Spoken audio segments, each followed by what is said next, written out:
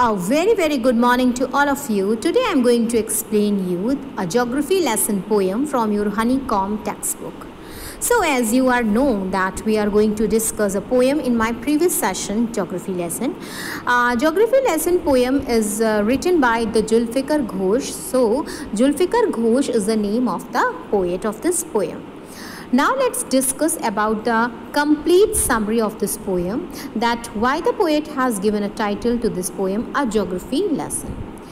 Actually, a geography lesson is very famous type of the poem of Zulfikar Ghosh, and the lesson of this poem is 24 line single stanzas poem, which I have narrated to you all in my previous class, that does not have any rhyme scheme. In the poem, the poet talk about the three important things. So, first, how everything looks from the sky. Second, how civilization was established and the reason behind the unorganized settlement. And the third and last is question to himself, that why people hate each other and why the people want to kill to each other. So this is a frame of this poem, and we start with line to this poem after the sing this paragraph. So let us discuss the detailed summary of this poem. The poet says that when the Z sprang from the land, here is the mean the lifted off, okay, into the sky. So it was clear. जब भी आप देखते हो आकाश से जाकर किसी भी चीज़ को नीचे से, तो वो आपको clear ही दिखाई देती है. So in this poem, the poet want to state that the clarity and the clear vision of the land from the height. You get the complete view from the upsides. Poet says that अगर आप किसी ऊंचाई पे जाते हो तो आपको पूरा complete view, संपूर्ण दृश्य दिखाई देता है किसी भी चीज़ का, कि क्यों जो सिटी है वो डिसऑर्गेनाइज्ड वे में है, क्यों वैलीज पॉपुलेटेड होती हैं, क्यों जहाँ पे रिवर्स होती है वहीं पे ज़्यादा घर होते हैं. Also water is very important as also land is required to your existence. क्यों पृथ्वी पर लोग रहते हैं. But the people can't understand. At last, the people can't understand. Also, poet can't understand that why the people divided to this land into the different parts. पृथ्वी तो एक है, पृथ्वी गोल है, तब यहाँ के लोगों ने इस पृथ्वी को डिफरेंट पार्ट्स में क्यों विभाजित किया है. The poet can't understand why the people always feel the hate with each other. Why the people wanted to kill him. Why the people wanted to kill to each other. The poet can't understand why this type of a hateness every people conceive in their mind, in their heart also. तो ये कुछ सवाल थे जो poet के दिमाग में थे, और पोएट चाहकर भी अब इन सवालों के जवाब को नहीं पा रहा था, क्योंकि वो बहुत ज़्यादा डिस्टर्ब था अपने इन सवालों को लेकर. Here in this line, the poet want to say that, can you imagine what the city would look like? क्या आप ऐसा इमेजिन कर सकते हो कि आपकी सिटी, आपका शहर कैसा लगता है if you saw it from 10,000 feet above the ground. जब आप पृथ्वी से 10,000 फीट की हाइट पर हो, तो क्या आप इमेजिन कर सकते हो कि आपको अपना शहर कैसा दिखाई देगा. Neatly planned and perfect in a proportion like the geometric design. Definitely geometric design इतनी खूबसूरत लगेगी आपको देखने में, इतना नीट एंड इतना क्लीन दिखेगा विज़न आपकी सिटी का, कि आप उसकी कल्पना भी नहीं कर सकते हो. It will strike you as something very different from what is actually is while you are in the thick of it. आप इतनी नज़दीकी से अगर किसी चीज़ में आप रहते हो, किसी जगह आप रहते हो, तो उसकी नज़दीकियों के कारण आप उस चीज़ को पहचान नहीं सकते हो, आप उसकी खूबियों को नहीं जान सकते हो. तो कभी कभी ऐसा होता है कि हम एक ही जगह पर रहते हैं लेकिन वहाँ की खूबियों को नहीं जान पाते, तो उसकी खूबियों की स्पेशलिटीज़ को, उसके डिफरेंसेस को जानने के लिए हमको थोड़ी सी ऊंचाई पे जाना होता है। तो here in this line poet want to clear everything कि पृथ्वी दूर से कैसी दिखती है, जहाँ पे आप रहते हो वो शहर कैसा दिखता है, उसके लिए अगर हम बहुत ही ऊंचाई पर जाएँ तो शायद हमारे सारे सवालों के जवाब हमें मिल जाएँ। Actually the poet says when the jet sprang, जब जेट जो है हवाई जहाज है वो उड़ता है तो कैसा लगता है। तो ये सारी फीलिंग्स को उसने अपनी जो फीलिंग्स हैं, अपनी जो डेप्थनेस है, अपनी जो क्यूरियोसिटी है about the question, about the land, about the world, about the city, सब कुछ वन बाय वन पोएट ने इस पोएम में डिस्क्राइब किया है। Here is a poet description of just such a view of a city, और यहाँ पर जो पोएट ने डिस्क्राइब किया है उसमें पूरे ही शहर के दृश्य को दर्शा दिया है। And some question that come to his mind, और कुछ सवाल भी हैं जो उसके दिमाग में थे जब उसने जेट पे बैठकर ऊंचाई से यात्रा की और अपने शहर को या भूमि को नीचे देखा एरोप्लेन से। So, when the jet sprang into the sky, it was clear why the city had developed the way it had. Seeing it scaled 6 inches to mile, and there seemed an inevitability about what on the ground had looked haphazard and unplanned and without style when the jet sprang into the sky. Actually, in this line, the poet says that when the jet sprang, the second from the spring here, it's mean the lift it off into the sky. Okay, जब आकाश पे कोई jet उड़ता है, it was clear, सब कुछ clear दिखाई देता है, and the poet understood, और समझ जाता है पोएट कि why the city had developed the way it had, कि किस तरीके से इस शहर का निर्माण हुआ है। because everything looks so small, क्योंकि ऊंचाई से आपको सब चीज़ स्मॉल दिखती है लेकिन आपको हर चीज़ क्लियर भी दिखती है। तो ये जो भी फीलिंग्स हैं ये इस लाइन में पोएट ने शेयर की।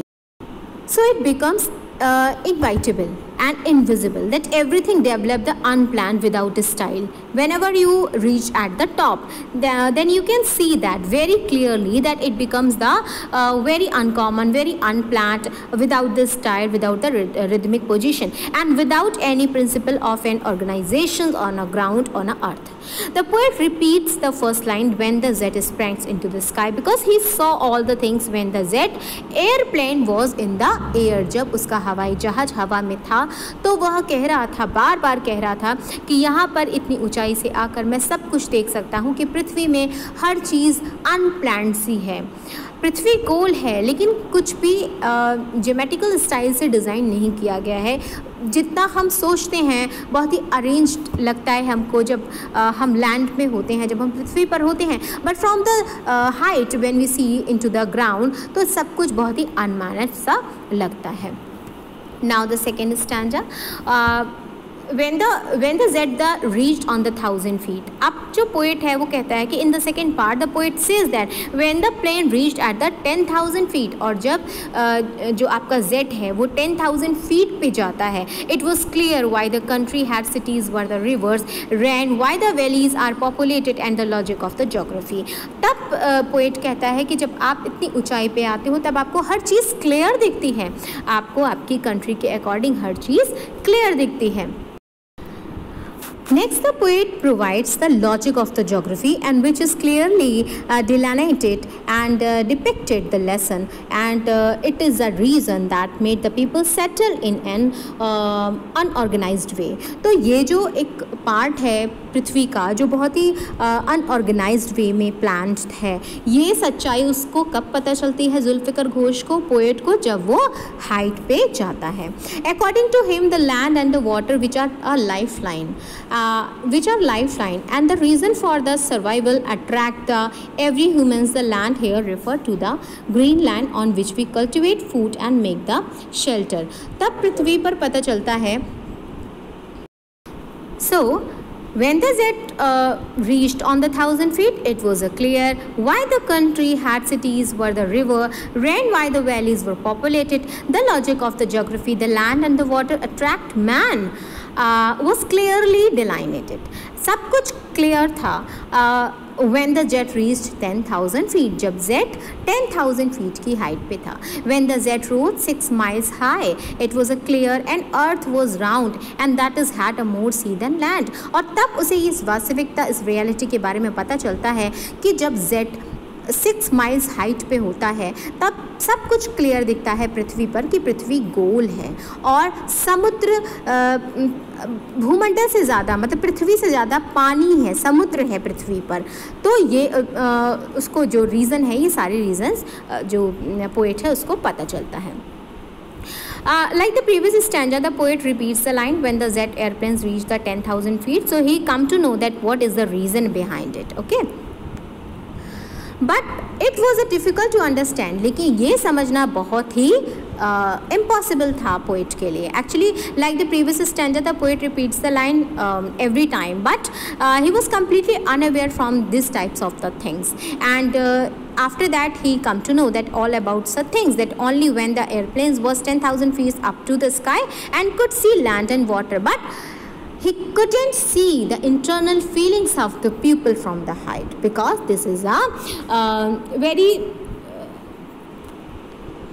secretly. So he didn't want to explain his views, whatever he had feel about the people's heart, people's feelings, whenever he reached at the 10,000 feet height. Okay.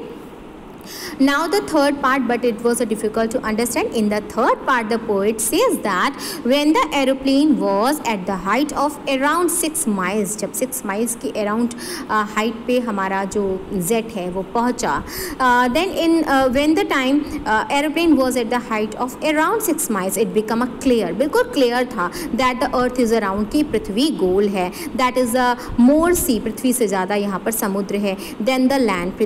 According to him, he could not understand that why the people hate each other. उसे समझ में नहीं आ रहा था कि people यहाँ पर एक दूसरे से नफरत क्यों करते हैं. Why the built walls here means a border across the cities. और क्यों यहाँ पे लोगों ने बाउंड्रीज को क्रिएट कर रखा है, क्यों लोग एक दूसरे से जलते हैं, क्यों यहाँ पे डिफरेंट पार्ट्स में लोगों ने पृथ्वी को बांट रखा है.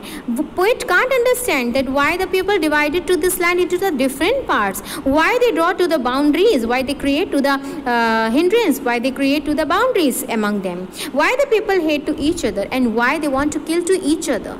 So these feelings we can't measure from the height. तो पोएट ने कहा कि हम पृथ्वी की हर चीज़ को देख सकते हैं, समझ सकते हैं, क्रिएशन कैसे हुआ, कैसे हम रहते हैं, किस तरीके से हम रहते हैं. कहने को तो पृथ्वी गोल है, एक ही है, लेकिन इस एक पृथ्वी के कई भाग हैं और ये भाग यहाँ के रहने वाले लोगों ने ही बना रखे हैं. ये दूरियाँ, ये डिवाइडेशन यहाँ के लोगों की ही वजह से है.